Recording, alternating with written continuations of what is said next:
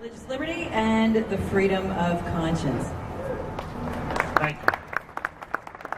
Thanks to Benjamin Dunn for reminding us of the high cost of liberty. You know, all of us are Americans. We all went through grade school and studied history. We know one of the primary reasons as people came here from the very beginning was religious liberty. That's why the Pilgrims and the Puritans came to the shores of America. But as we look back over the past 50 years, my lifetime, actually I was born in 1960, we can see that we moved a long way in the wrong direction from the ideal of religious liberty. In 1962, many of y'all remember the Supreme Court ruled that prayer in public schools was unconstitutional. Never mind that Bible reading and prayer had been going on in public schools since the founding of this nation, including the time in which the Constitution was written. The Supreme Court ruled that all those people and all those generations prior to 1962 simply didn't understand the First Amendment, but they did. Fast forward 51 years. In 2013 of last year, a young man named Roy Costner IV in Liberty, South Carolina, was a valedictorian of his high school class. And before he was allowed to give his speech, he was called to the principal's office, and he was told the following things. He was told, when you give your speech, you cannot say the word God, and you cannot say the word Bible. Those two words cannot appear in your speech. And furthermore, before you give your valedictorian address, you must bring it to us, and it must be approved. Now, let me ask y'all a question today. Does that sound like the United States of America, or does that sound like a communist country? It sounds like Russia. It sounds like China, where the valedictorian of a high school would have to have his speech pre-approved without any reference to God or the Bible in it. That's the journey we've taken since 1962. That's where we've ended up in 2013. There's a couple of disturbing megatrends in this nation that go back to the 60s. One was the beginning of forcing God out of the public square, out of our civil and public institutions. And that has been going on steadily for a generation. And that's why when Roy Costner did what he did, by the way, when he stood up to give his speech, he tore up the pre-approved speech. He recited the Lord's Prayer to thunderous applause, and it became actually a national news story because he defied the school authorities.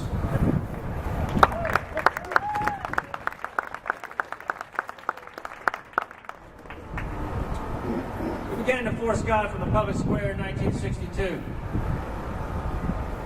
This generation's also old enough to recall that in the 1960s, we began to exchange moral absolutes for moral relativism in our nation. And in 1973, these megatrends came together, forcing God from our public consciousness, exchanging God's moral law for moral relativism resulted in the worst Supreme Court decision in the history of this nation, the Roe v. Wade ruling. Right. Which made the killing of unborn children legal in this nation for any or no reason at all, from the time of conception up to the time of birth. I want you to think about this. That was 1973. Exactly one generation later, in 2013, the Supreme Court took up the issue of what defines marriage in America. They took up the DOMA law that was passed in the 1990s. And although they didn't go all the way, I believe they will come back to this, and I believe within a few years, the Supreme Court is very likely to strike down all state definitions of marriage, defining marriage between a man and a woman. And I believe they're also very likely to strike down all constitutional definitions of marriage that define marriages between a man and a woman. This has put us on a treacherous path. How many of y'all have heard of Hobby Lobby? Most of y'all have shopped there. Hobby Lobby is owned by some Christians. And when the Obamacare mandate came down, and they said you must provide health coverage that includes pills that will cause abortions in the early stages of pregnancy. They said, because of our religious convictions and beliefs, we cannot do that, we will not do that. So they entered into a lawsuit with the federal government that is yet to be resolved. Now I want you to think about this today. How many people here are business owners? How many are business owners? What if the federal government was telling you the same thing? What would you do? See, that the federal government's encroachment upon our liberties always starts with a few cases to test the will of the people. And if they can break Hobby Lobby, it will filter down to smaller and smaller businesses as the years go by. That's why it matters what the civil law says about the killing of unborn children. Because now those who oppose that on grounds of religious liberty and conscience are going to have their freedoms and conscience violated, or they're going to be forced out of business. Basically, what Sonia Sotomayor and Elena Kagan, the judges that Lindsey Graham voted to put on the Supreme Court, said about this case was, well, if they don't want to provide this insurance plan, they can just pay the tax. They can just pay the fine, is what they were saying. One other example. Homosexual marriage is now legal in 17 states in this nation. A case from Arizona just went to the Supreme Court, and the Supreme Court refused to hear the case.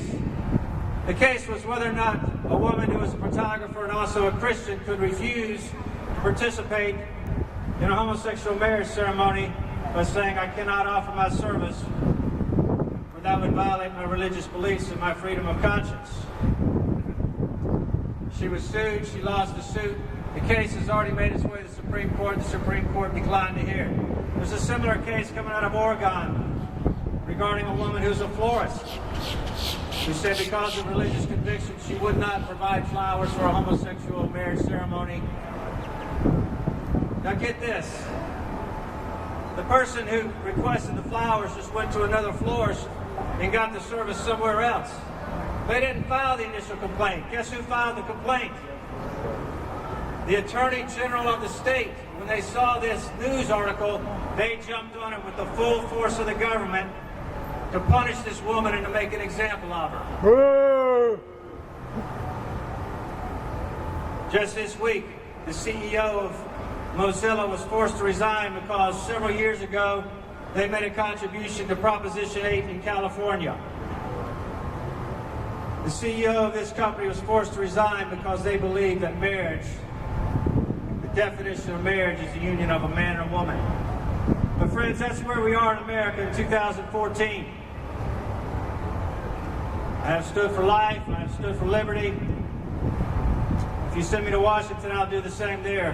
But we must stand up for our religious rights, religious liberty, and freedom of conscience, or we will lose them.